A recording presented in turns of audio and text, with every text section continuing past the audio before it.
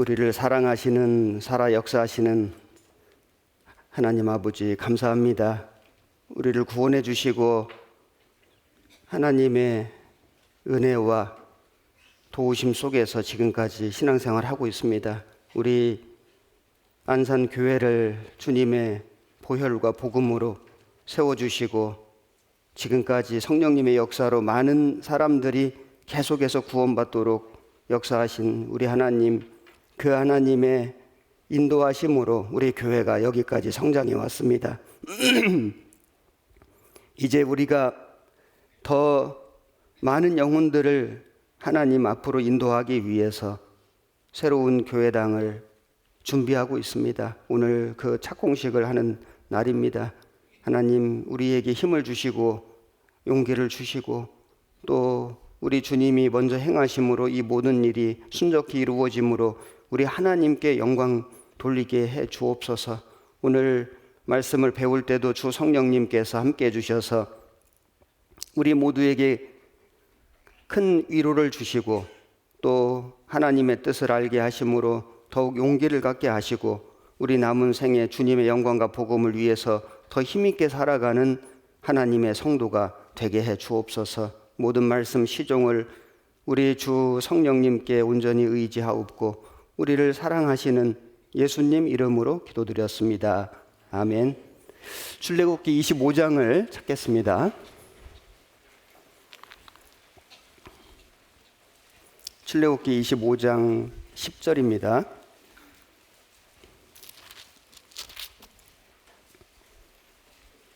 구약 성경 120페이지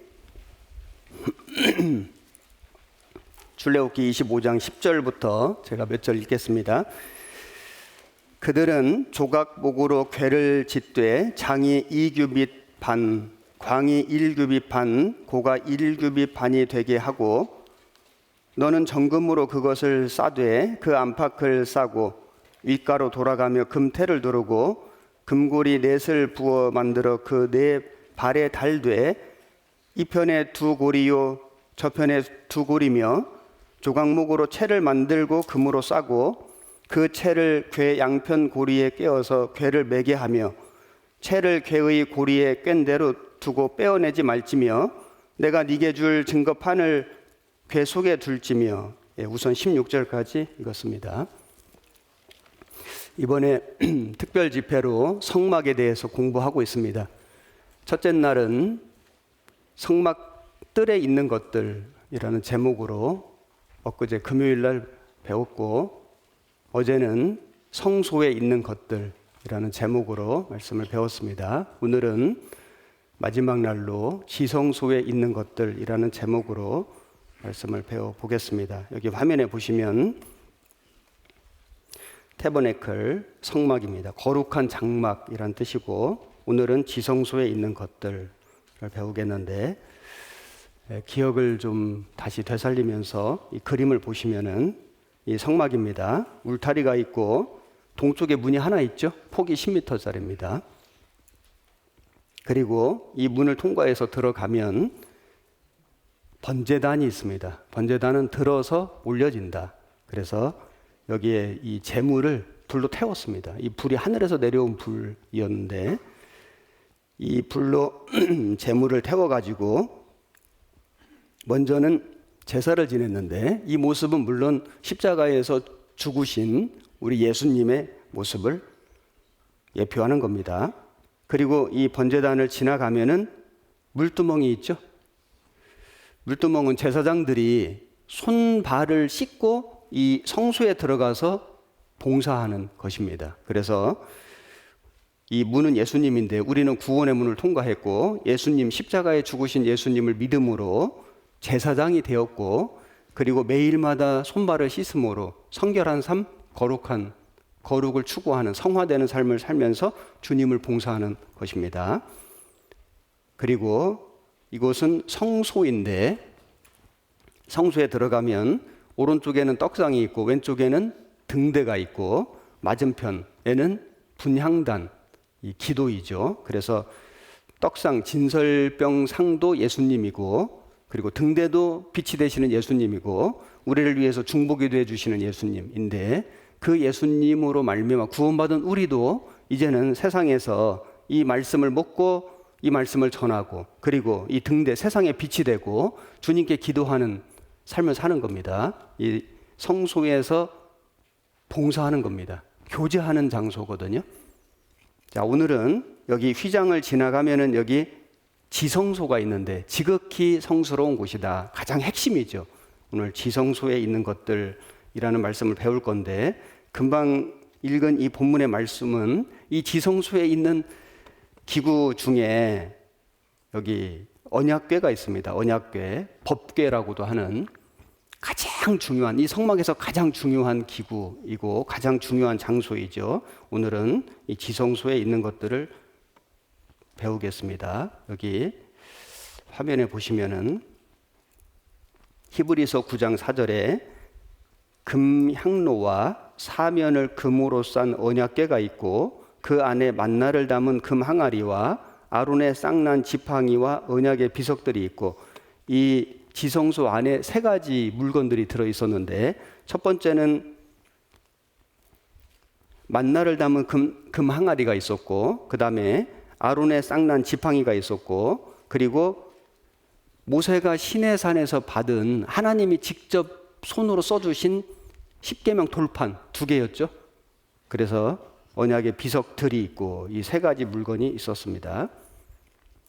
여기 보시면 이게 지성소의 모습인데, 이게 법궤 또는 언약궤 같은 말입니다. 법궤가 있고 이 법궤 안에 세 가지 물건이 있었고, 속죄소라고 하는 것은 뭐냐면은 그 법궤 언약궤의 뚜껑이에요.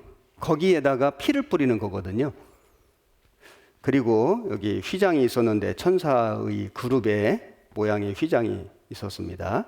이 언약궤 안에 만나를 담은 금 항아리, 아론의 쌍난 지팡이, 그리고 모세가 받은 2 돌판, 이 세 가지 물건이 있었다. 이렇게 기억하시면 되겠습니다. 성경에는 이 궤라고 하는 것이 3가지 나옵니다. 궤라는 것이 상자 이런 뜻인데 네모난 상자거든요. 이걸 영어로는 아크라고 하는데, 성경에 3가지 궤가 나오는데, 첫 번째는 노아의 방주, 노아스 아크라고 하죠. 노아의 방주, 궤거든요. 노아 방주는 홍수가 내릴 때 노아가 그 방주를 만들고 그 안에 들어가서 홍수를 피하는, 그래서 이 방주를 지을 때에 역청으로 칠한 거 아시죠? 그래야 물이 스며들지 않거든요. 그래서 이 죽음을 막아주는 역청이 발려졌습니다. 그리고 또 궤가 나오는데, 그 모세를 갈 상자에 넣어가지고 나일강에 띄웠지 않습니까? 그 갈 상자, 갈대 상자거든요. 그 갈대 상자 속에 그 어린 모세를 넣어가지고 띄웠는데, 그때도 송진하고 역청을 발랐습니다. 방수 재료죠. 물이 들어오면 죽으니까 그걸 막아주는 송진과 역청을 발랐던 그 갈 상자, 갈대 상자, 이것도 아크입니다. 그리고 지금 우리가 배우는 이 언약궤, 법궤인데, 여기는 뭐가 발려져 있냐면은 피가 발려져 있는 거예요. 왜냐하면 이 언약궤 법궤 속에 십계명 돌판이 있는데, 이것은 율법이지 않습니까? 심판이에요, 심판.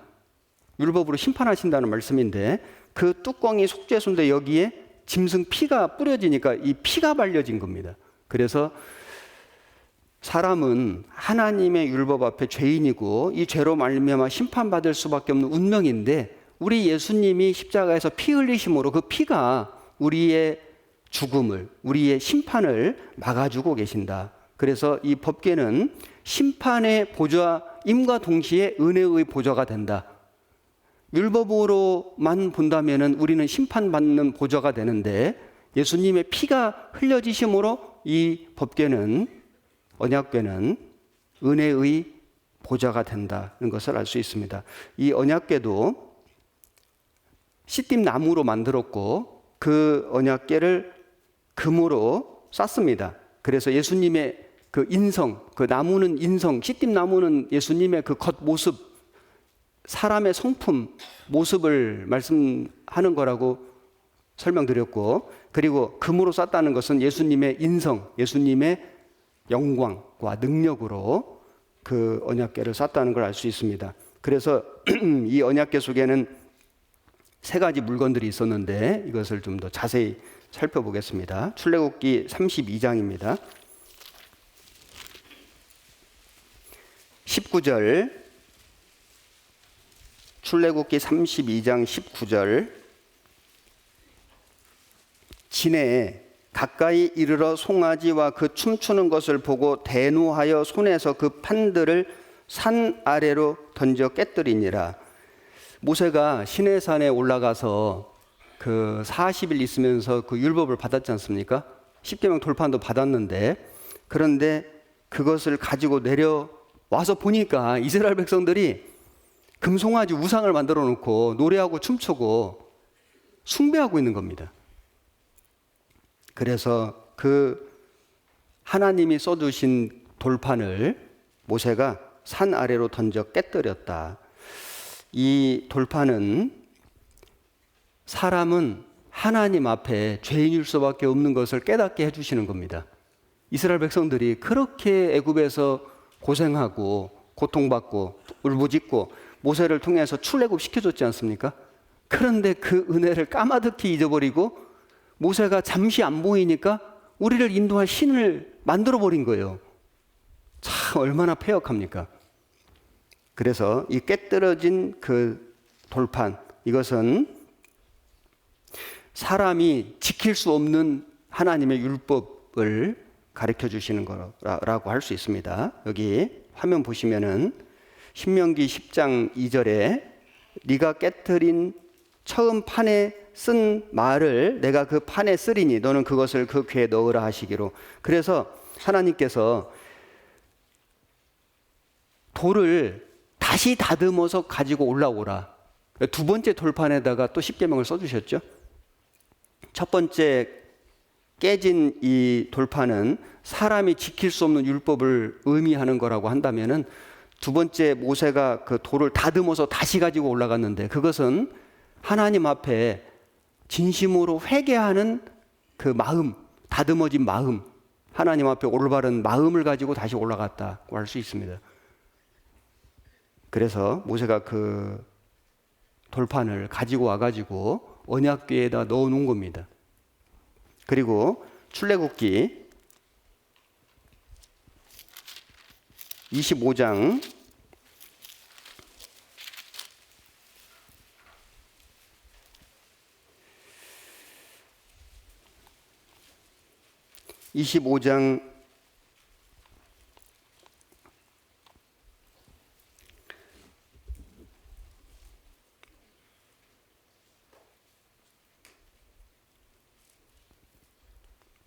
17절에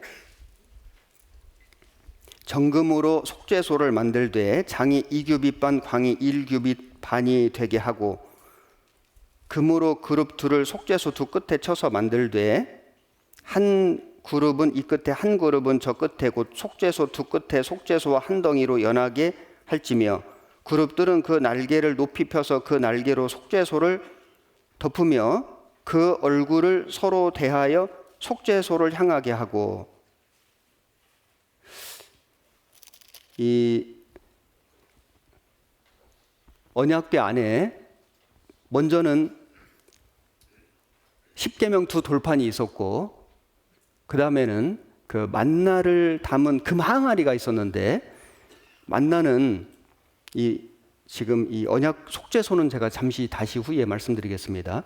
만나는 이스라엘 백성들이 출애굽 해가지고 광야를 40년 통과할 때 하나님이 하늘에서 매일같이 내려주신 게 만나였죠.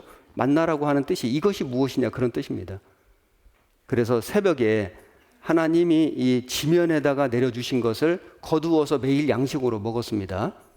이 만나는 예수님을 상징하는 거고 또 하나님의 말씀을 상징하는 것입니다. 이 만나의 모양이 어떻게 생겼냐면은 우선 작았다고 되어 있습니다. 작고 둥글고 하얗고 달고 진주와 같았다. 성경에 이렇게 기록되어 있거든요. 작았다고 하는 것은 예수님은 참으로 겸손하셨다. 그리고 둥글었다는 것은 영원하시다. 휘다는 것은 깨끗하시다. 달다는 것은 예수님은 우리에게 사랑을 주셨다. 그리고 이 만나가 진주 같았다는 것은 고난을 받으셨다. 그런 의미입니다. 그래서 이 만나의 그 모양과 그 성격이 예수님의 성품과 사역을 그대로 설명하고 있는 거다. 그 만나를 하늘에서 내렸습니다. 밤에 내렸거든요. 그래서 새벽에 거둔 겁니다. 예수님은 하늘에서 내려오셨고 깜깜한 이 죄인이 사는 세상 속에 오셨고, 그리고 광야에 내렸다는 것은 언제든지 거둘 수 있게 해주신 거예요. 이 만나를 높은 산에 내리게 해주셨다든지 높은 큰 나무 위에다가 내리게 해주셨다면 어떤 사람들은 그걸 거둘 수가 없지 않겠습니까? 광야에, 지면에. 그래서 남녀노소 누구든지 나가기만 하면 거둘 수 있게 예수님은 가까이 계신 거다는 것을 이 만나를 통해서 우리에게 설명해 주셨습니다. 여기 신명기 8장 3절 화면 보시면 됩니다. 너를 낮추시며 너로 줄이게 하시며 또 너도 알지 못하며 네 열조도 알지 못하던 만나를 네게 먹이신 것은 사람이 떡으로만 사는 것이 아니요 여호와 입에서 나오는 모든 말씀으로 사는 줄을 너로 알게 하려 하심이니라. 이 만나는 말씀을 의미하는 거라는 것을 알 수 있습니다. 그리고 요한복음 6장 51절에 나는 하늘로서 내려온 산떡이니 사람이 이 떡을 먹으면 영생하리라. 나의 줄 떡은 곧 세상의 생명을 위한 내 살이로라 하시니라. 마태복음 4장 4절에 하나님의 입으로 나오는 모든 말씀으로 살 것이라. 구원받은 그리스도인들은 매일 만나를 매일매일 먹어야 되는데 하나님의 말씀이 만나다는 것을 알 수 있습니다. 그리고 또 한 가지의 물건이 있었는데 아론의 쌍난 지팡이가 그 언약궤 안에 있었죠. 민수기 17장 8절 화면 보시면 됩니다. 이튿날 모세가 증거의 장막에 들어가 본즉 레위 집을 이화하여 낸 아론의 지팡이에 우미 돋고 순이 나고 꽃이 피어서 살구 열매가 열렸더라. 모세가 그 지팡이 전부를 여호와 앞에서 이스라엘 모든 자손에게로 취하여 내매 그들이 보고 각각 자기 지팡이를 취하였더라. 어떤 사건이 있었냐면은 그 민수기 16장에 보면 나단과 아비람이 그 고라와 함께 고란, 나단, 아비람 이 사람들이 250명 사람들을 모아가지고 모세와 아론을 대적하는 사건이 있었죠. 그래서 하나님이 그 모세와 아론은 하나님이 선택한 사람이다, 제사장이다는 것을 증명해 주시는 방법이 그 지팡이에서 여기 우미 돋고 순이 나고 꽃이 피어 살구 열매가 열린 걸 보여주신 겁니다. 그리고 이 고라와 나단과 아비람은 멸망했죠. 땅에 갈라지고 들어가서 심판받았습니다. 이 아론의 그 쌍난 지팡이, 이게 무엇을 의미하는지를 좀 생각을 해보면은 우선 지팡이는 나무가 죽은 거지 않습니까? 죽은 지 오래된 겁니다. 그런데 여기서 어떻게 우미 돋고 순이 나고 꽃이 피고 열매가 열리겠습니까? 불가능한 거죠. 죽은 영혼이 살아나는 것을 말씀하시는 겁니다. 사람이 영혼이 죽어 있는데, 죄로 말미암아 죽어 있는데 예수님의 생명을 받아서 생명이 살아나는 거예요. 영생 얻는 겁니다. 이 모습을 말씀하는 거고, 두 번째는 우리는 구원을 받았어도 참 쓸모없는 나무 막대기 같은 존재거든요. 아무짝에도 쓸모없는, 너무나 연약하고 부족한 나를 마치 모세의 손에 들려진 지팡이처럼, 그 지팡이를 바다 위로 내어미니까 바다가 갈라지지 않습니까? 지팡이가 무슨 능력이 있겠습니까? 사실 모세도 무슨 능력이 있겠습니까? 하나님이 모세를 지팡이처럼 들어서 쓰신 거죠. 하나님의 능력이지 않습니까? 그와 같이 우리는 아무짝에도 쓸모없는 죽은 나무 막대기 같은 인생인데, 그런 나라도 하나님의 능력의 손에 붙들리기만 하면 하나님이 나를 통해서 하나님의 역사를 나타내 주시는 겁니다. 우리를 일꾼 삼아 주시는 모습도 될 수 있고, 또 한 가지는 이 나무 막대기에서 우미 돋고 순이 나고 꽃이 피는 이걸 보면은 부활, 다시 사는 거예요. 예수님도 죽으셔서 무덤에 들어가셨는데 사흘 만에 부활하셨지 않습니까? 기적이거든요. 다시 산다는 거 기적인데, 그 예수님으로 말미암아 구원받은 그리스도인들도 다시 살 것을 보여주시는 겁니다. 그래서 부활의 소망을 우리에게 일깨워 주시는 거다. 이런 의미를 이 아론의 쌍난 지팡이가 가지고 있는데, 이것을 언약궤 속에 넣어 놓으신 겁니다. 민수기 17장 8절에 여호와께서 또 모세에게 이르시되 아론의 지팡이는 증거궤 앞으로 도로 가져다가 거기 간직하여 패역한 자에 대한 표징이 되게 하여 그들로 내게 대한 원망을 그치고 죽지 않게 할지니라. 그래서 이 증거궤, 언약궤, 법궤 안에 이 지팡이를 넣어 놓은 겁니다. 요한복음 11장 25절에 같이 읽겠습니다. 예수께서 가라사대 나는 부활이요 생명이니 나를 믿는 자는 죽어도 살겠고 무릇 살아서 나를 믿는 자는 영원히 죽지 아니하리니 이것을 네가 믿느냐? 나는 부활이요 생명이니. 예수님은 다시 사셨죠? 그 예수님을 믿는 사람은 죽어도 살겠고, 그래서 부활의 소망이 우리에게 있는 겁니다.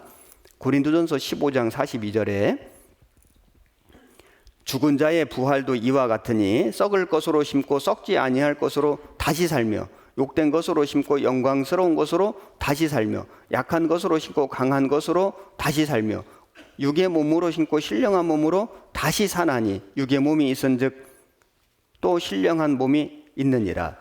그래서 다시 산다. 이 부활이지 않습니까? 부활은 기적입니다. 능력이고 소망이다. 그래서 아론의 쌍난 지팡이를 언약궤 속에, 법궤 속에 넣어 놓았습니다. 그런데 이 법궤가 이스라엘 민족이 광야를 행진할 때 40년간 행진했지 않습니까? 그래서 성막이 있고 동서남북에 세 지파씩 12지파가 배치가 됐고, 그들은 질서정연하게 행진했습니다. 그냥 마음대로 간 게 아니에요. 군대거든요. 군사입니다. 그래서 법칙에 따라서 하나님이 정해주신 규칙에 따라서 질서정연하게 행진했는데, 항상 그 행진의 앞에는 이 법궤, 언약궤가 이끌었습니다. 여기 화면 보시면은 민수기 10장 33절입니다. 그들이 여호와의 산에서 떠나 3일 길을 행할 때에 여호와의 언약궤가 그 3일 길에 앞서 행하며 그들의 쉴 곳을 찾았고 그들이 행진할 때에 낮에는 여호와의 구름이 그 위에 덮여섰더라. 그래서 여호와의 언약궤가 앞서 행하며 항상 언약궤가 앞에서 이끌고 간 겁니다. 그래서 이스라엘 백성들이 가나안 땅 들어갈 때 제일 먼저 첫 번째 그 관문이 뭐냐면은 요단강이거든요. 요단강을 건너가야 되는데 홍해하고 요단강하고 차이가 뭐냐면은 홍해는 바다지 않습니까? 바다인데 모세가 지팡이를 내어 밀고 기도하니까 하나님이 갈라주셨습니다. 갈라놓은 바다를 지나간 거고, 이건 우리 영혼의 구원이죠. 이미 예수님이 십자가에서 이루어 놓으신 복음을 믿음으로 우리는 예수님을 통해서 천국에 나아가는 겁니다. 그 길이 열린 거지 않습니까? 열어놓으신 길을 가는 거예요. 믿기만 하면 되는 겁니다.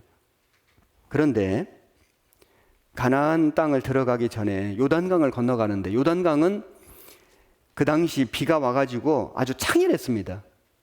굉장히 깊이가 깊고 넓이가 넓어서 그냥 지나갈 수가 없는 강이었는데, 하나님께서 여호수아에게 제사장들이 그 언약궤를 어깨에 메고 발을 집어넣으라 그랬습니다. 발을 집어넣어야 요단강이 갈라지는 거예요. 그러니까 홍해하고의 차이점은, 홍해는 하나님이 모세를 통해서 갈라놓으신 거를 건너간 거고, 요단강은 제사장들이 법궤를 메고 어깨 메고 발을 넣어야 되는 겁니다. 믿음으로 행해야 되는 거예요. 이것이 생활의 구원이죠. 영혼의 구원과 생활의 구원을 보여주시는 겁니다. 여기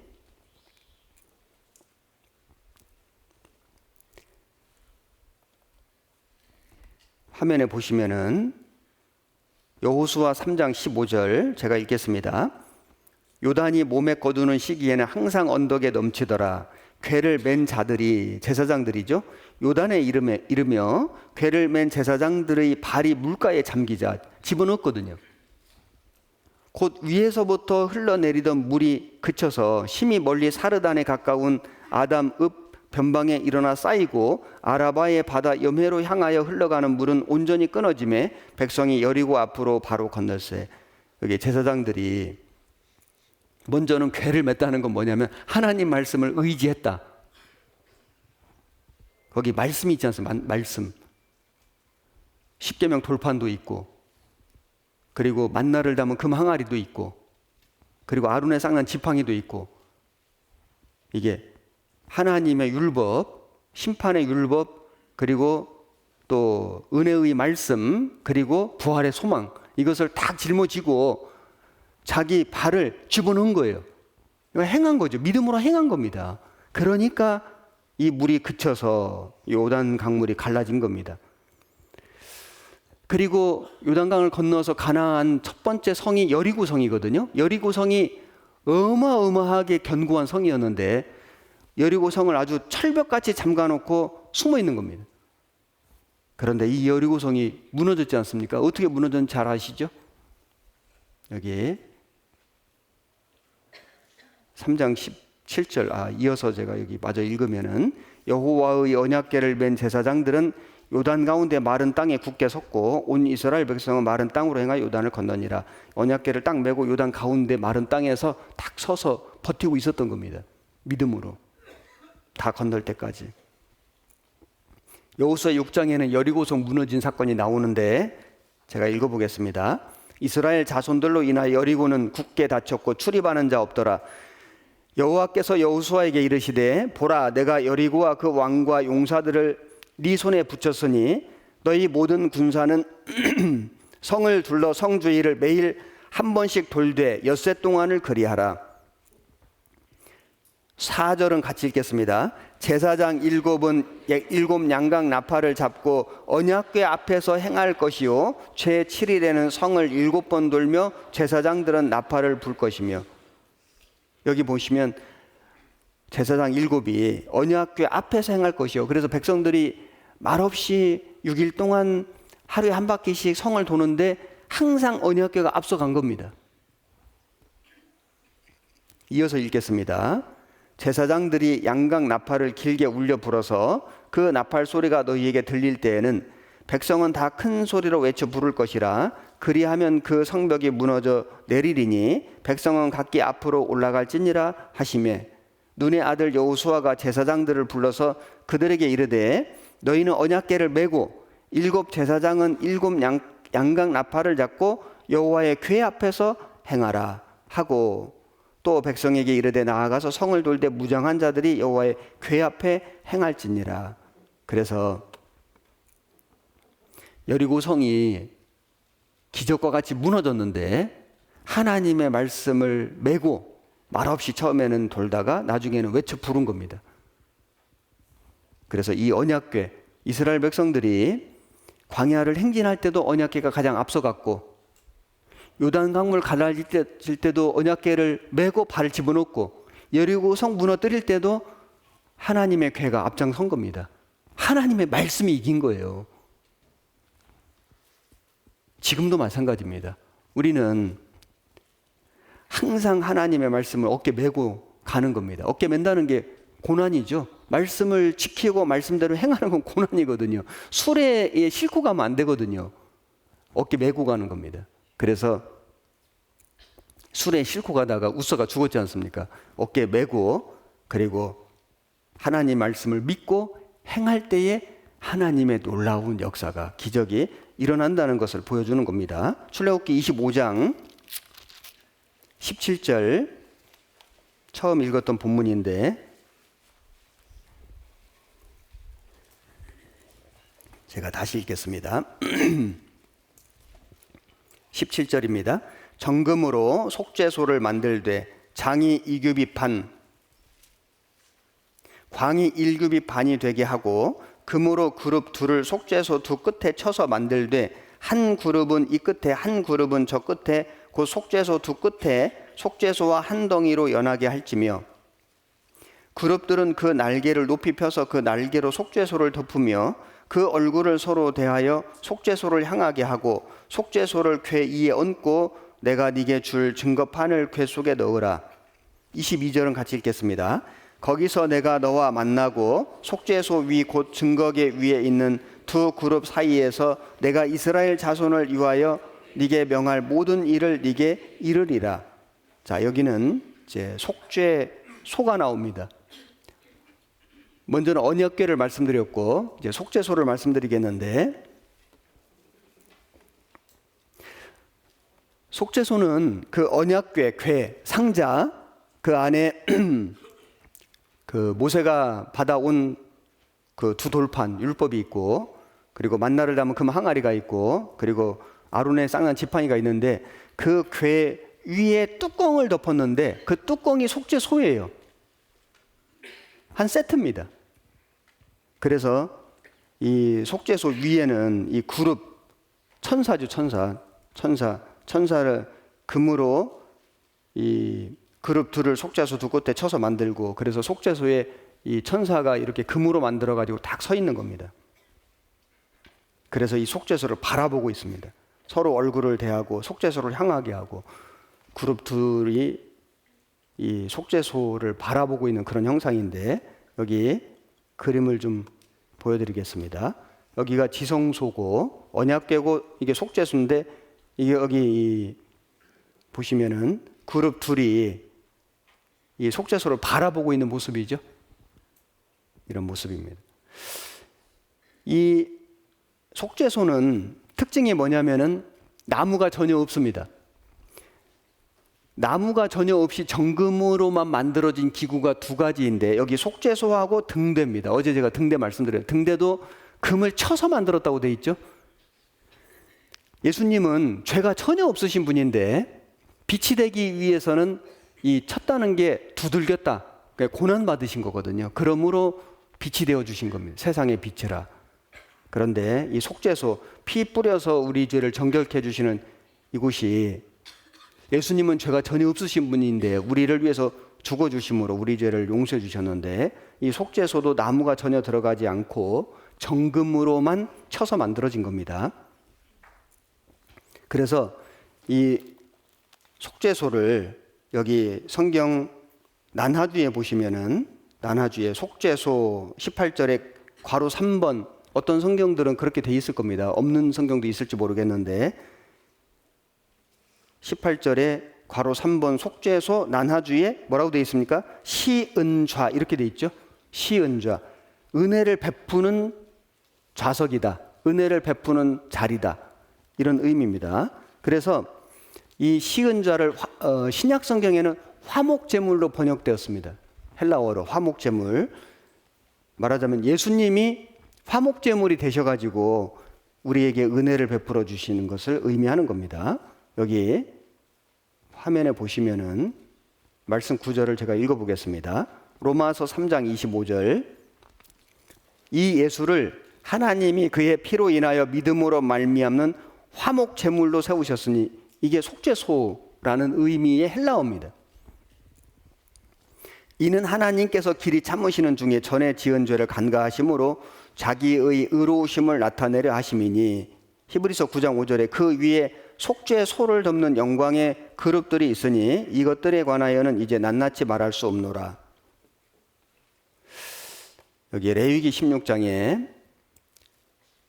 대제사장이 이 속죄소에 가서 이 제물의 피를 가지고 죄를 용서받는 법이 나오는데, 화면 보고 제가 읽겠습니다.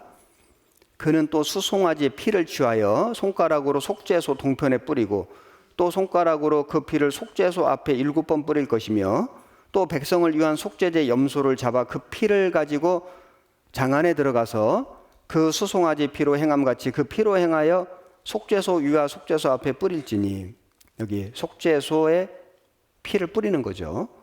히브리서 9장 12절에 그 염소와 송아지의 피로 아니하고 오직 자기 피로 영원한 속죄를 이루사 단번에 성소에 들어가셨느니라. 구약시대 제사장들은 짐승 피로 1년에 한 번씩 이 속죄소 위에 피를 뿌려서 죄를 용서받았고, 이것은 모형이고 예표이고 비유고 약속이죠. 그런데 예수님이 오셔서 이제 그 약속을 이루셨죠. 그래서 자기 피로 단번에 한 번 죽으심으로 성수에 들어가셨느니라. 온전한 속죄를 이루신 것을 말씀하신 겁니다. 여기 출애굽기 25장 20절 다시 보시면은, 그룹들은 그 날개를 높이 펴서 그 날개로 속죄소를 덮으며 그 얼굴을 서로 대하여 속죄소를 향하게 하고, 그래서 이 그룹이 천사인데 천사들이 이제 서로 마주 보면서 뭘 보냐면은 속죄소를 바라보고 있는 겁니다. 거기 피가 뿌려진 그걸 보는 겁니다. 에덴 동산에서 아담 하와가 선악과를 먹고 범죄하고 쫓겨났지 않습니까? 그래서 하나님께서 그 생명나무, 선악과와 생명나무가 있었는데 생명나무를 먹으면 영원히 사는 거지 않습니까? 생명나무 실과를 못 먹게 지키게 했다. 그게 그룹들이 지켰거든요. 여기 화면 보시면 됩니다. 창세기 3장 24절에 이같이 하나님이 그 사람을 쫓아내시고 아담 하와가 쫓겨나고 에덴 동산 동편에 그룹들과, 이게 천사입니다. 그룹이라고 하니까 GROUP 그룹 단체 그 그룹이 아니고 그 케루빔을 우리말로 이렇게 번역해 놓은 겁니다. 그래서 천사 중에 그룹 천사가 있습니다. 그룹들과 두루도는 화염검을 두어 생명나무의 길을 지키게 하시니라. 그래서 이 천사들이 그 불칼을 들고 생명나무 못 먹게 길을 딱 지키고 있는 거예요. 왜 생명나무 못 먹게 했을까요? 죄인인 상태에서 생명나무 영원히 죄인으로 사는 거거든요. 못 먹게 지킨 겁니다. 생명나무의 열매를 먹을 수 있는 자격을 상실해 버렸어요. 왜요? 죄를 지어가지고 불순종해서 쫓겨난 겁니다. 그런데 지금 여기 이 언약궤의 그룹들이 속죄소 그 언약궤 위에 속죄소 그 뚜껑이죠. 거기에 양쪽에서 서가지고 마주보고 이 속죄소를 쳐다보고 있지 않습니까? 왜냐하면 거기 짐승 피가 뿌려지는 거거든요. 그래서 이스라엘 백성들에게는 그게 속죄가 됐고, 장차 예수님이 십자가에 피 흘려 죽으심으로 우리는 이제 영생 얻었고 생명나무의 그 길을 가는 거지 않습니까? 여기 요한계시록 22장 1절에 보면 천국의 모습인데, 화면 보시면 됩니다. 또 저가 수정같이 맑은 생명수의 강을 내게 보이니 하나님과 미 어린 양의 보좌로부터 나서 길 가운데로 흐르더라. 강 좌우에 뭐가 있습니까? 생명나무가 있어요. 12가지 실과를 맺히되 달마다 그 실과를 맺히고 그 나무 잎사귀들은 만국을 소성하기 위하여 있더라. 천국에서 먹습니다. 먹는 게 있습니다. 그래서 우리는 이제 이 시은좌, 은혜를 베푸는 자리, 이게 속죄소의 이름인데 지금 우리는 이 은혜의 보좌가 열려져 있는 겁니다. 히브리서 4장 16절 화면 보시고 같이 읽겠습니다. 그러므로 우리가 긍휼하심을 받고 때를 따라 돕는 은혜를 얻기 위하여 은혜의 보좌 앞에 담대히 나아갈 것이니라. 은혜의 보좌, 시은좌, 이게 속죄소인 겁니다. 지성소에 있는 것들, 언약궤, 시은좌, 속죄소죠. 이 언약궤가, 법궤가 성막 모든 기구 중에 가장 중요한 핵심이라고 할 수 있죠. 이 언약궤도 역시 예수님을 설명하는 거고 하나님 말씀을 설명하는 거고 우리 죄를 위해서 속죄해 주신 것을 우리에게 말씀해 주시는 거다라는 것을 우리가 배울 수 있습니다. 출애굽기 29장 9절입니다.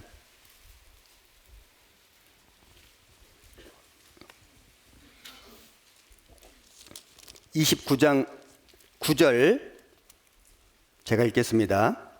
아론과 그 아들들에게 띠를 띄우며 관을 씌워서 제사장의 직분을 그들에게 맡겨 영원한 규례가 되게 하라. 너는 이같이 아론과 그 아들들에게 위임하여 거룩하게 할지니라. 자, 이제 성막이 있고 기구들이 다 갖춰져 있는데 그것만 있으면 안 되지 않습니까? 뭐가 있어야 됩니까? 그 안에서 봉사하는, 제사를 지내는, 섬기는 사람들이 있어야 되지 않습니까?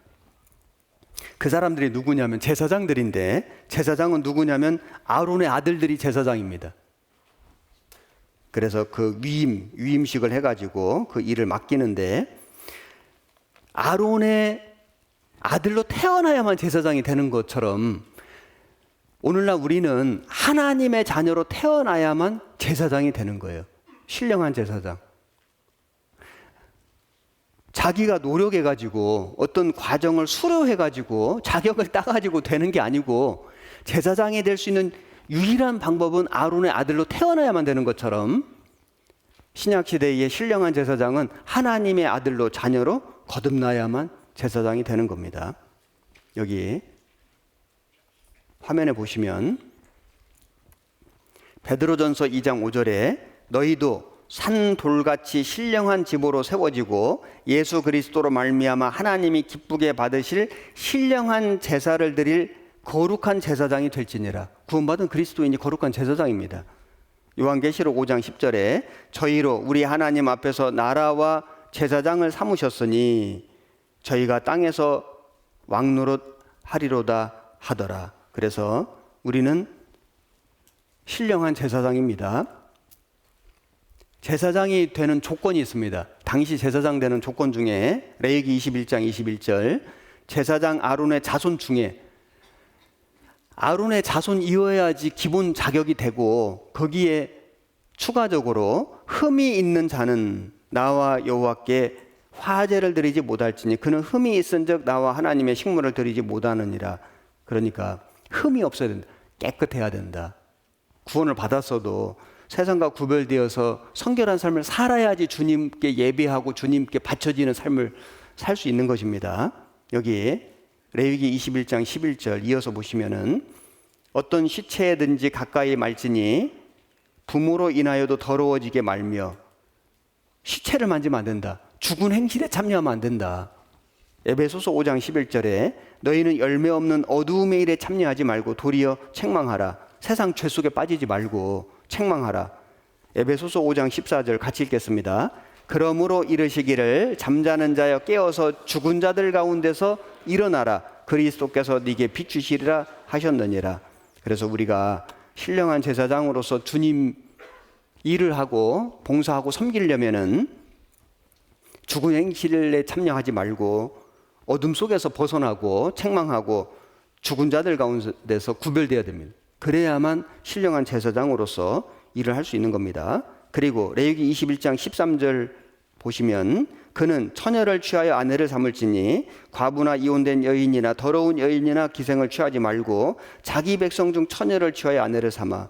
제사장은 반드시 자기 백성 중에 처녀와 결혼했어야 된다. 그러니까 뭔가 삶이 정결하고 깨끗해야 된다는 것을 말씀해 주신 겁니다. 구약의 제사장은 계속 서서 섬겼습니다. 그 성막 안에 들어가서 성소에서 섬겼고, 대제사장은 1년에 한 번씩 짐승 피 가지고 가서 지성소 들어가서 언약궤 피 뿌려서 죄를 용서받았지 않습니까? 구약의 제사장들은, 제사장도 죄인이기 때문에 먼저는 자기를 위해서 제물을 드렸어야 됩니다. 그런데 신령한 대제사장이신 예수님은 구약의 이 제사장들과는 전혀 차원이 다르신 거예요.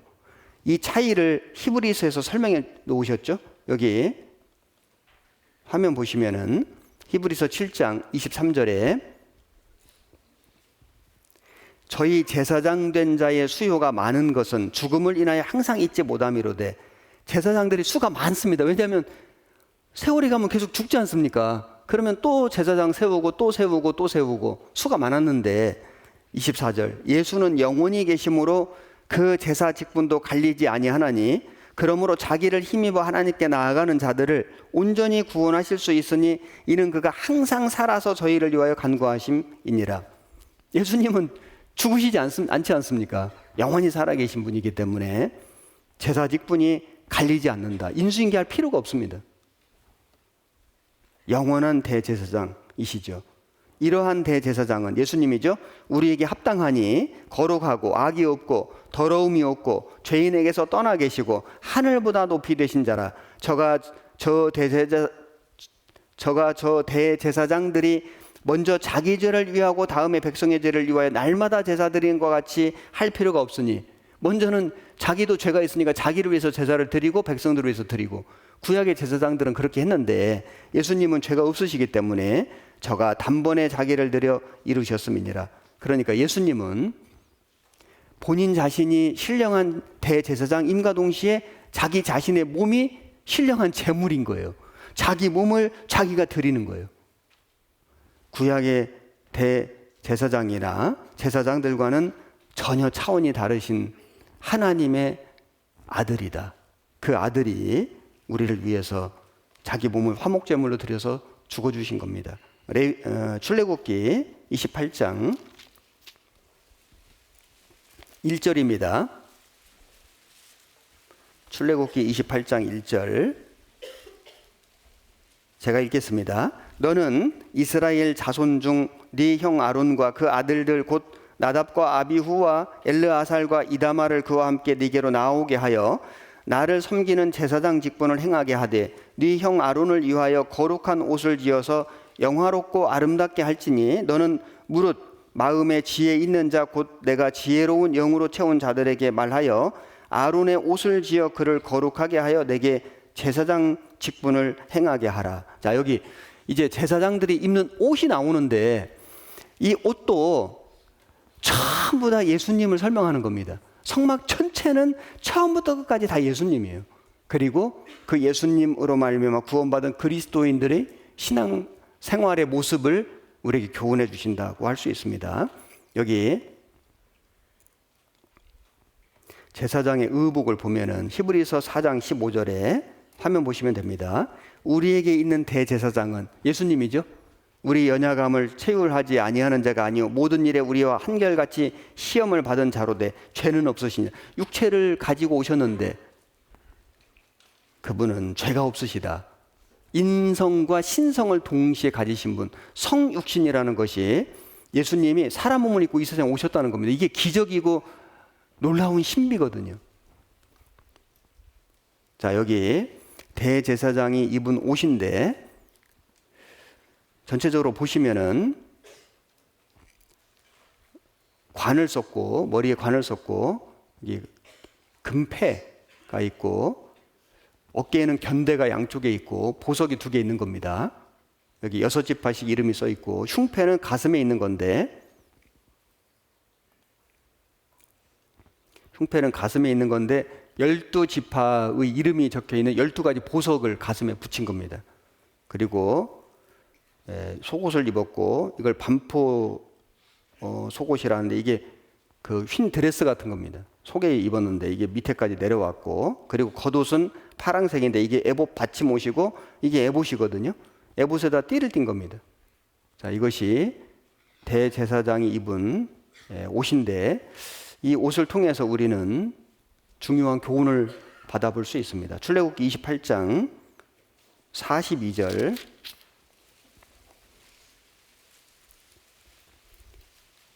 또 그들을 위하여 배로 고이를 만들어 허리에서부터 넓적다리까지 이르게 하여 하체를 가리게 하라. 이게 고이인데 고이는 속옷입니다. 속옷. 팬티 같은 속옷입니다. 가장 안에다 입는. 그런데 여기 배로 고이를 만들어 그래서 그 하체를 가리는 흰색 옷이었습니다. 그리고 39절에 너는 가는 배실로 반포 속옷을 짜고 가는 배실로 관을 만들고 띠를 수놓아 만들지니라. 이게 반포 속옷이라는 것이 아까 본 그 아래까지 내려오는 발까지 내려오는 긴 드레스 같은 흰옷. 이게 속옷은 속옷인데 사실은 이 에봇을 벗으면 그게 일하는 옷이었습니다. 겉으로 드러 나오는 속옷인데 긴 흰색 드레스였습니다. 평상시 일할 때 입는 그런 옷이었는데 성결한 제사장의 모습을 보여주고 있습니다. 31절에 너는 에봇 받침 겉옷을 전부 청색으로 하되 두 어깨 사이에 머리 들어갈 구멍을 내고 그 주위에 갑옷 깃같이 깃을 짜서 찢어지지 않게 하고 그 옷 가장자리로 돌아가며 청색, 자색, 홍색 실로 석류를 수놓고 금방울을 간격하여 달되 그 옷 가장자리로 돌아가며 한 금방울, 한 석류, 한 금방울, 한 석류가 있게 하라. 아론이 입고 여호와를 섬기러 성소에 들어갈 때와 성소에서 나갈 때에 그 소리가 들릴 것이라. 그리하면 그가 죽지 아니하리라. 이것이 에봇인데, 에봇. 이 화면 보시면은 이게 에봇이거든요. 가장 겉에 입는 에봇인데,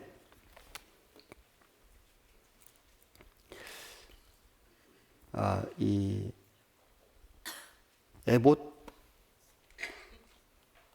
이겁니다. 이거 파랑색 에봇, 이것이 에봇이고 이거는 에봇 받침 겉옷이거든요. 이 겉옷, 에봇 받침 겉옷이라고 되어 있는 이 파랑색인데, 파랑색은 생명이거든요.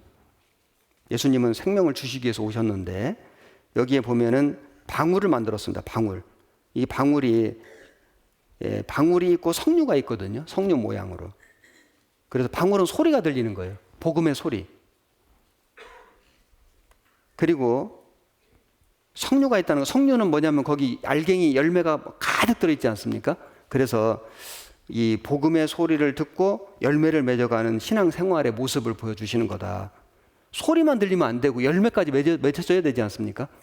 그리고 이게 이제 소리가 들리기 때문에 이 소리를 통해서 지금 하나님을 섬기고 있다.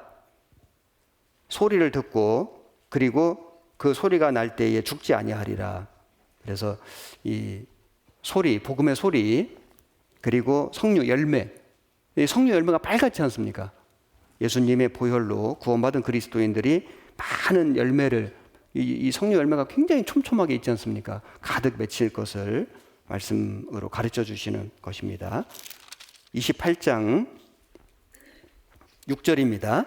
그들이 금실과 청색, 자색, 홍색 실과 가늘게 꼰 배실로 공교히 짜서 에봇을 짓대. 여기 에봇, 이 에봇이 화면 보시면은 이 가장 밖에 입는 옷, 이게 에봇입니다. 외투죠, 외투.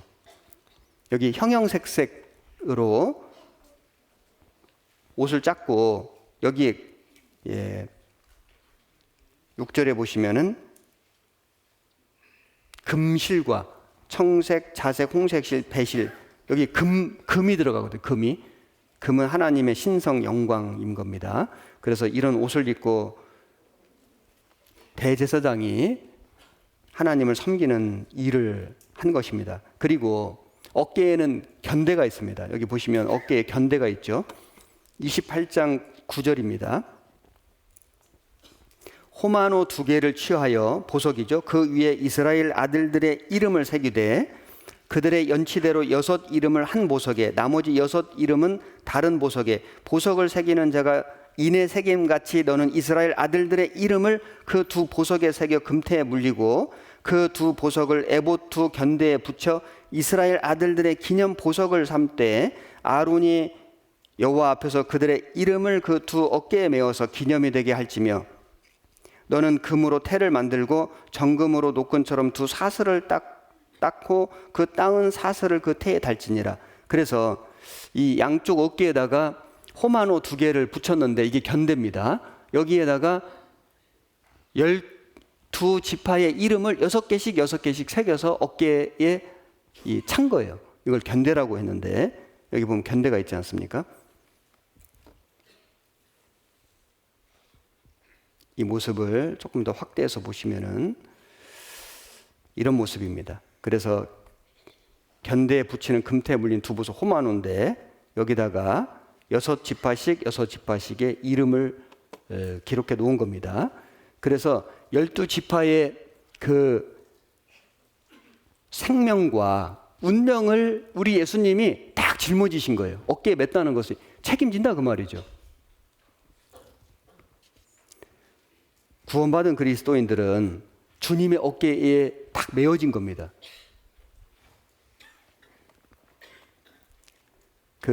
우리의 세상 죄도 짊어지고 가셨지 않습니까? 세상 죄를 지고 가는.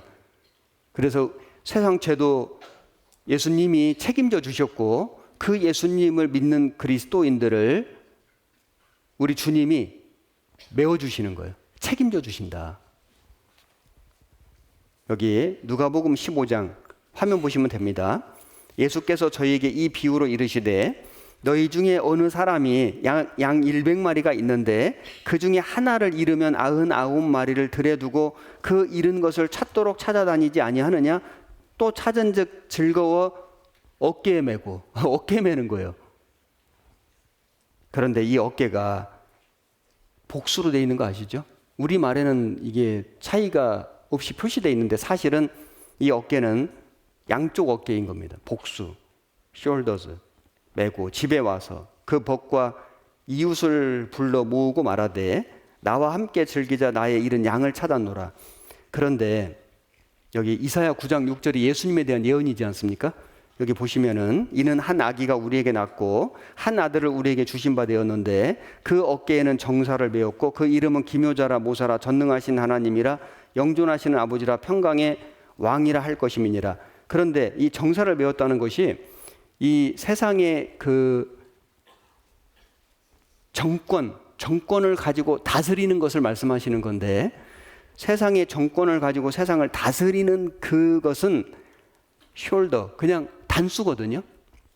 세상을 다스리는 것은 한쪽 어깨로 할 수 있는데 한 영혼을 건지는 것은 양쪽 어깨에 메고 하는 겁니다.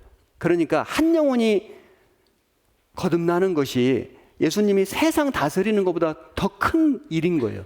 그걸 주님이 하셨다는 겁니다. 나 한 사람이 구원받은 게 엄청난 일인 거죠. 천지를 창조하시는 건 말씀을 하셨지 않습니까? 나를 위해서 죄를 없애주시고 구원해 주신 것은 예수님이 죽으신 거예요.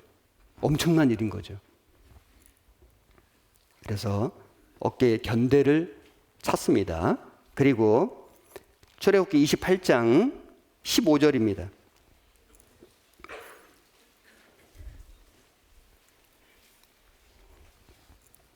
제가 읽겠습니다.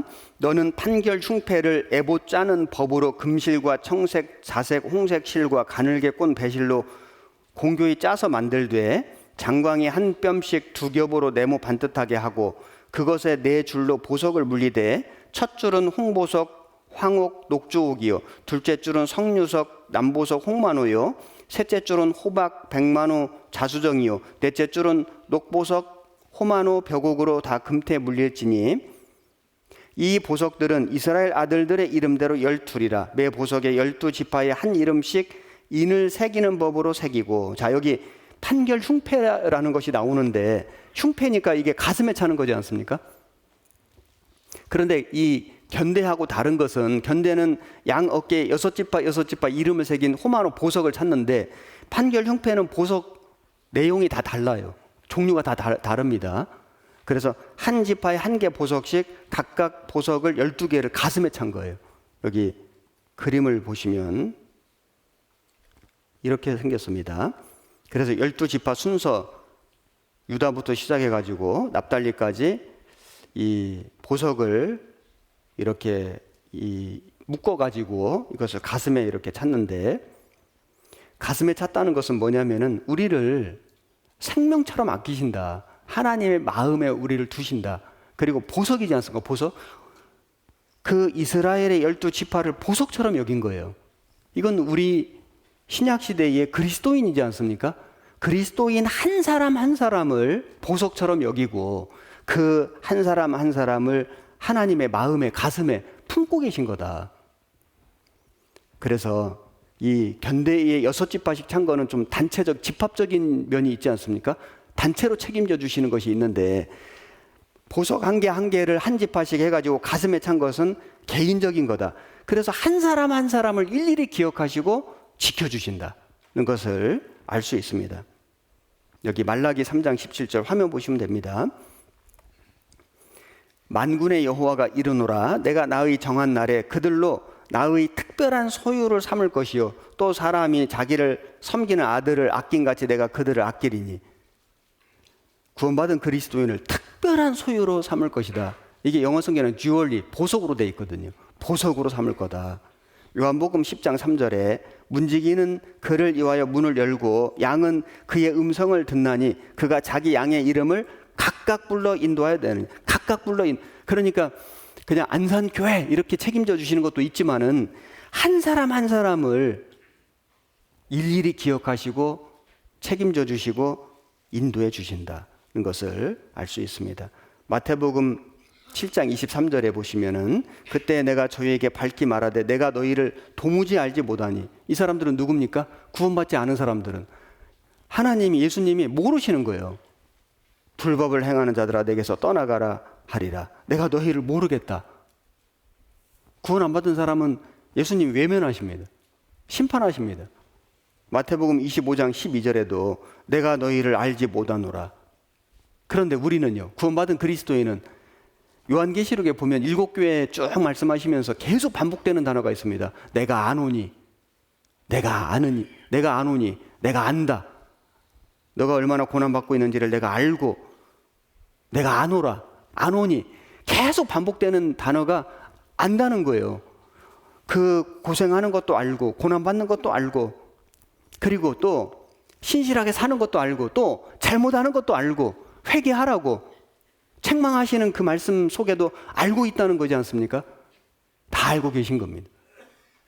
우리 교회의 모든 어려움도 아시고, 잘하고 있는 것도 아시고, 내 개인의 삶 속에 하나님 앞에 좀 잘못된 것도 아시고, 잘하고 있는 것도 아시고, 하나님은 불꽃 같은 눈으로 다 보시고 계신 거예요. 정말 꼼꼼하신 분이 우리 예수님이죠. 모르시는 게 하나도 없어요. 우리 머리털을 세시는 분이니까요. 그 누가복음 16장에 보면은 나사로가 나오지 않습니까? 죽었다 살아난 사람인데 그 나사로 이름의 뜻이 하나님은 나의 도움이시다 이런 뜻입니다. 정말로 하나님이 그의 도움이 되셨죠. 그래서 그 다시 살아났는데 그 나사로 이름이 그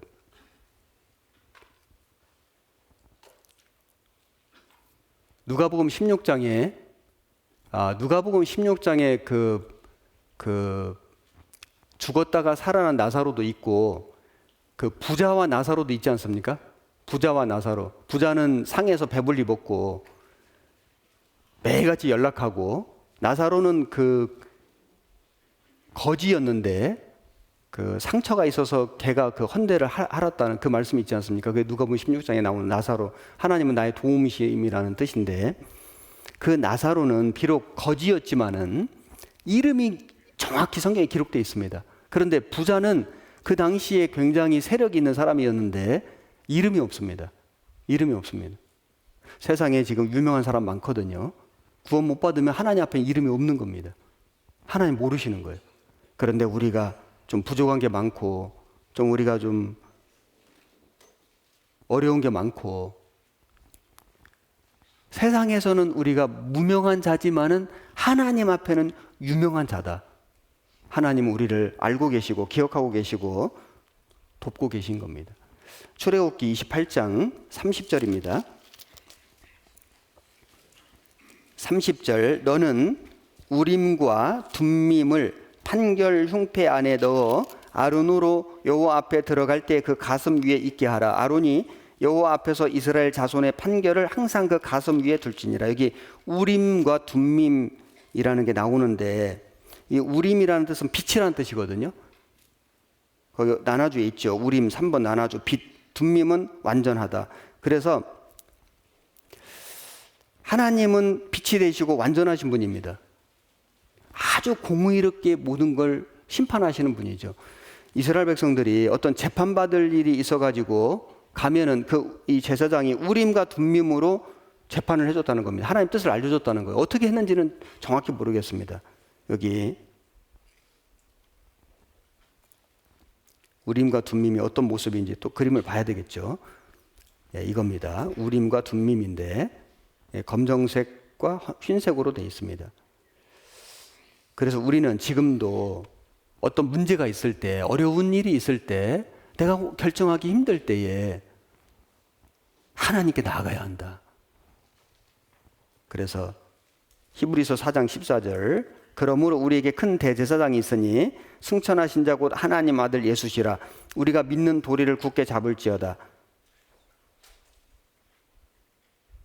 우리에게 있는 대제사장은 우리 연약함을 체휼하지 아니하는 자가 아니요 모든 일에 우리가 한결같이 시험을 받은 자로되 죄는 없으시니라.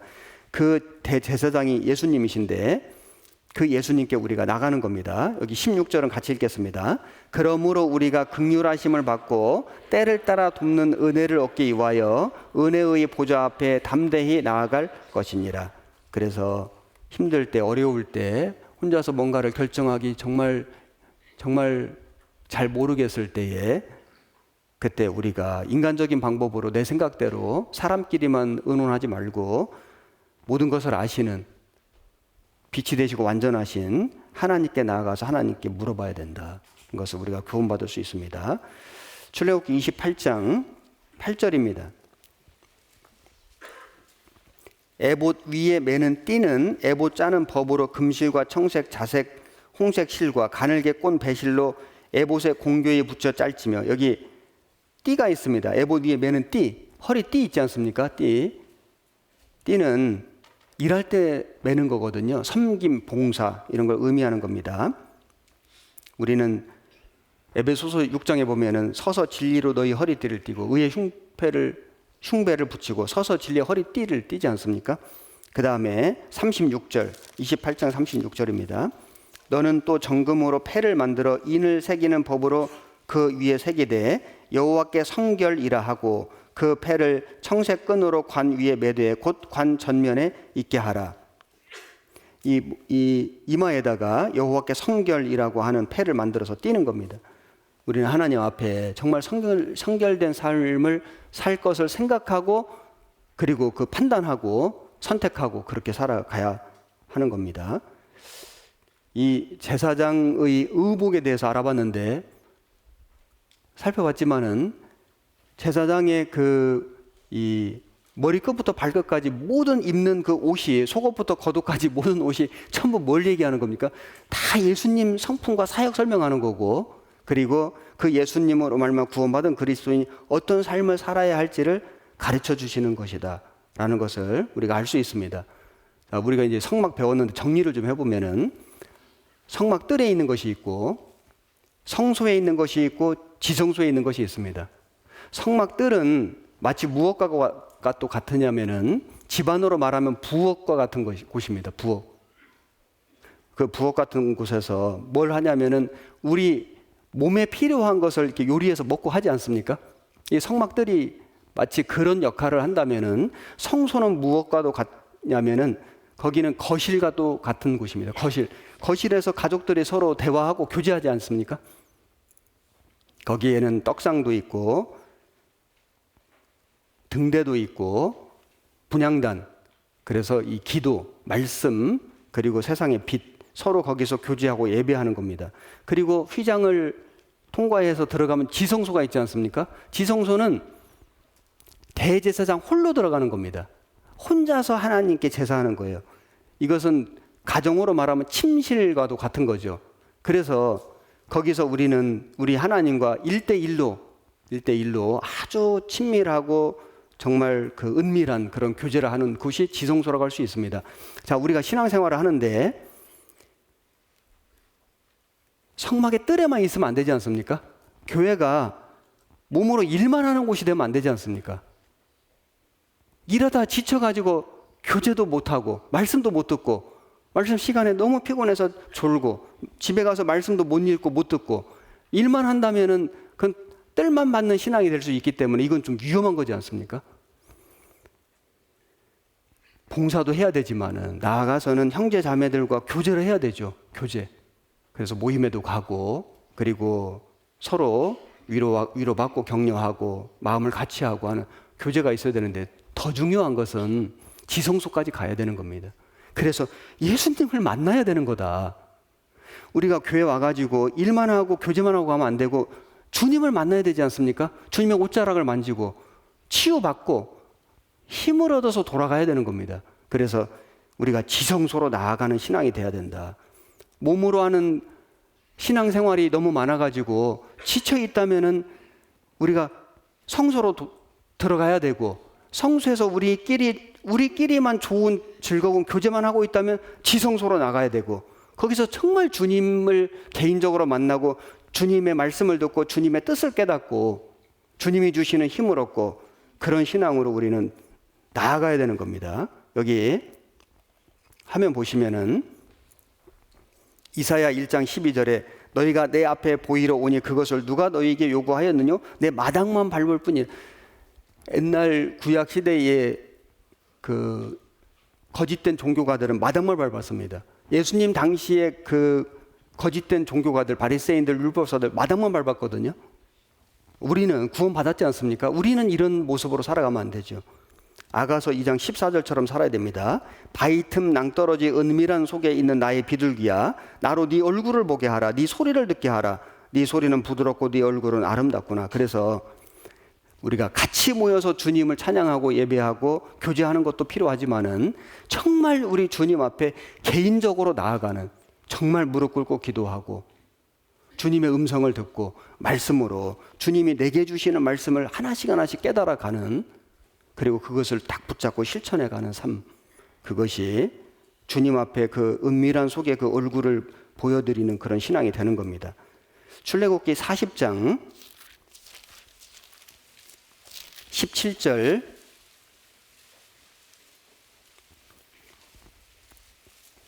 제2년 정월 곧 그달 초 1일에 성막을 세우니라. 자, 드디어 이제 성막이 완성이 됐습니다. 성막을 세우니라. 그런데 이 성막이 완성된 때가 언제냐면은 출애굽 한 지 딱 1년 된 그날입니다. 놀랍지 않습니까? 출애굽 한 그날이 정월 초 1, 그 달력을 유대력으로 바꿔주셔서 그 해의 첫 달이 되게 해주셨거든요. 딱 1년 된 후에 성막을 완성했습니다. 이 출애굽을 기념하는 그날에, 일주기 되는 그날에 성막이 세워졌습니다. 그래서 이 성막에서 하나님을 섬기는, 제사하는 장소이기도 했지만은 그곳에서 하나님께서 이스라엘 백성들과 만나 주셨습니다. 출애굽기 29장 42절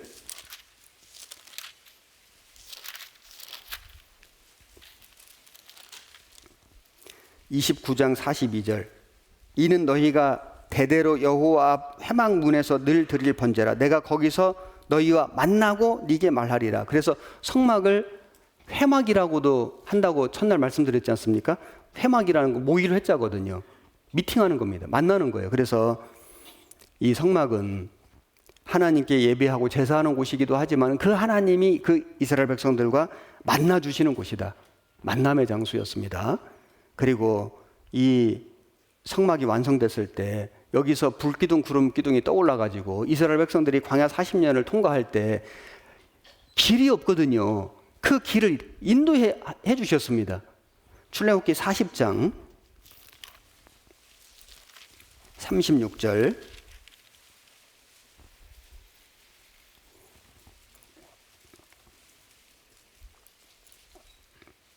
34절부터 보겠습니다. 그 후에 구름이 회막에 덮이고 여호와의 영광이 성막에 충만하매 모세가 회막에 들어갈 수 없었으니 이는 구름이 회막 위에 덮이고 여호와의 영광이 성막에 충만함이었으며 구름이 성막 위에서 떠오를 때에는 이스라엘 자손이 그 모든 행하는 길에 앞으로 발행하였고 구름이 떠오르지 않을 때에는 떠오르는 날까지 발행하지 아니하였으며 38절은 같이 읽겠습니다. 낮에는 여호와의 구름이 성막 위에 있고 밤에는 불이 그 구름 가운데 있음을 이스라엘의 온 족속이 그 모든 행하는 길에서 친히 보았더라. 여러분, 그 광야는요, 낮에는 한 50도 정도 되는 엄청 더운 사막이거든요. 땡볕입니다. 이 40년을 걸어가면 다 죽습니다. 그러니까 구름 기둥이라는 게 이게 구름이 기둥처럼만 있는 게 아닙니다. 이 버섯 모양처럼 우산처럼 쫙 퍼져 있는 거예요. 그래서 이스라엘 백성들이 엄청나게 수가 많았지 않습니까? 다 덮어준 겁니다. 대형 우산 양산으로 쫙 덮어준 것처럼. 그래서 그 낮에 그들이 그 광야를 걸어갈 수 있었다. 밤에는 엄청 춥습니다. 이 일교차가 엄청나게 춥거든요. 그래서 밤에는 불 기둥으로 그들을 덮어서 추위에서 지켜주셨다. 그래서 이 불기둥 구름기둥의 역할은 크게 두 가지입니다.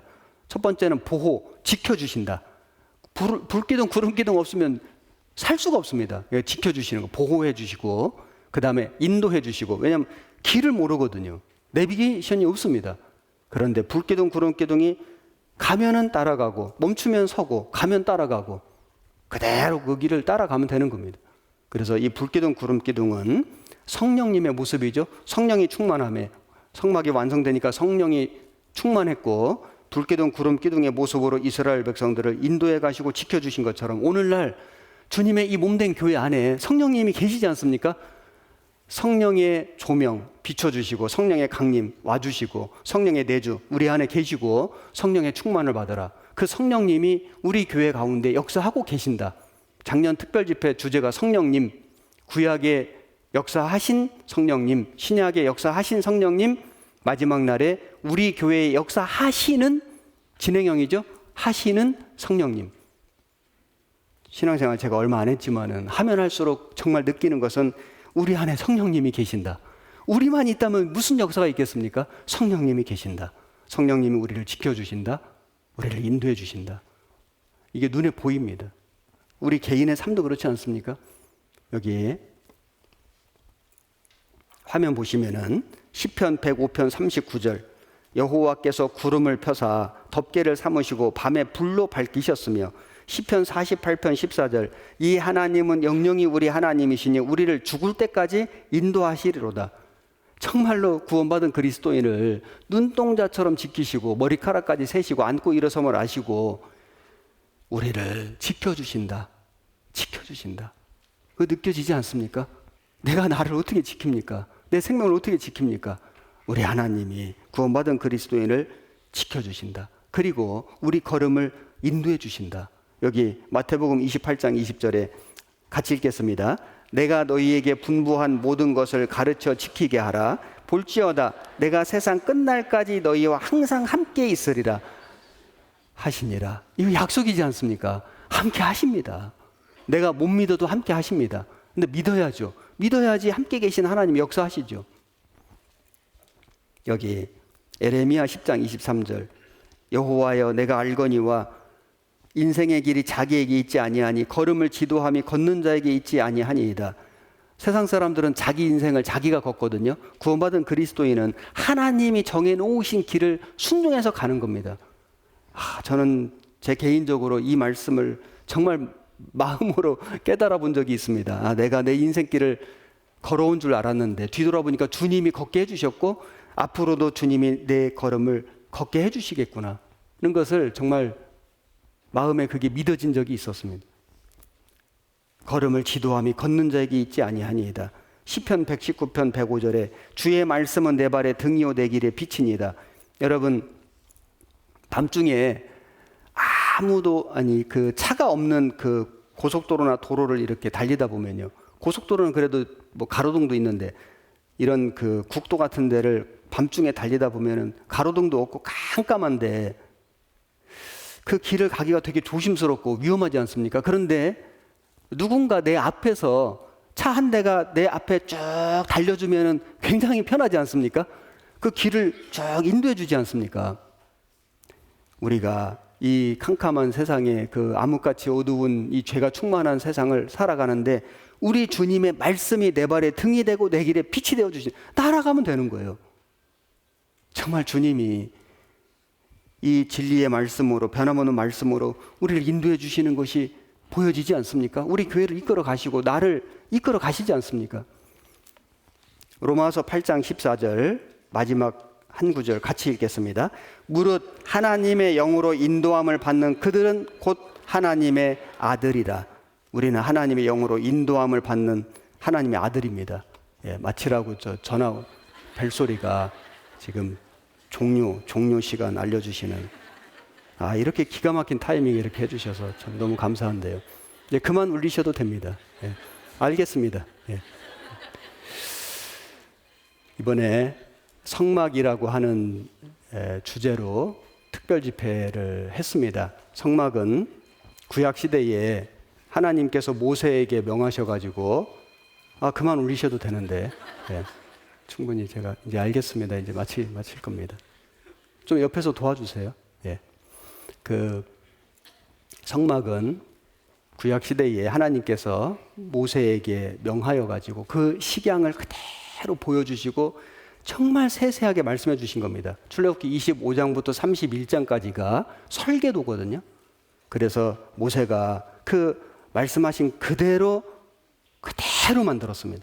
일치의 오차도 없이 재료, 모양, 치수. 그래서 명하신 대로 되니라, 명하신 대로 되니라, 명하신 대로 되니라. 우리 예수님께서 구약 성경에 320번 이상 예언하신 그 말씀 그대로 1.1획도 어김없이 오셔서 성취하셨습니다.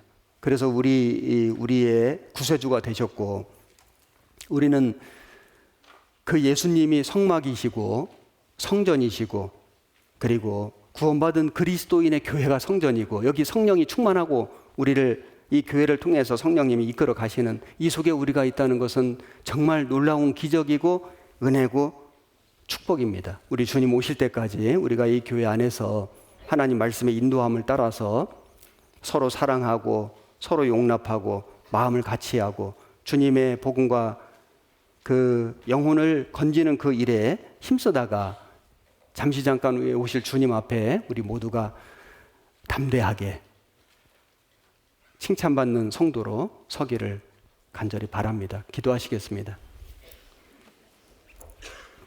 우리를 사랑하시는 살아계신 하나님 아버지, 이번에 3일간 성막이라고 하는 주제로 하나님 말씀을 배울 수 있게 허락하심을 감사드립니다. 우리가 배운 말씀들을 우리 마음에 새기고 또 더욱 깨닫고 우리의 삶에 적용해서 실천해가며 살아가는 저희들 되게 해 주옵소서. 우리 안산교회를 세우시고 지금까지 지키시며 인도하신 우리 하나님 정말 감사합니다. 머리 숙여 기도하는 한 분 한 분의 모든 삶을 다 아시는 하나님께서 우리 형제님, 자매님 삶 속에 일일이 역사해 주시고 간섭해 주시고 지켜주시고 인도해 주셔서 우리 중에 한 사람도 믿음의 길에서 실족함이 없이 주님 오시는 그날까지 더욱 힘있게 살아갈 수 있게 도와주옵소서. 모든 주신 은혜 앞에 감사드립니다. 우리를 사랑하시는 우리 구주 예수님 이름으로 기도드렸습니다. 아멘.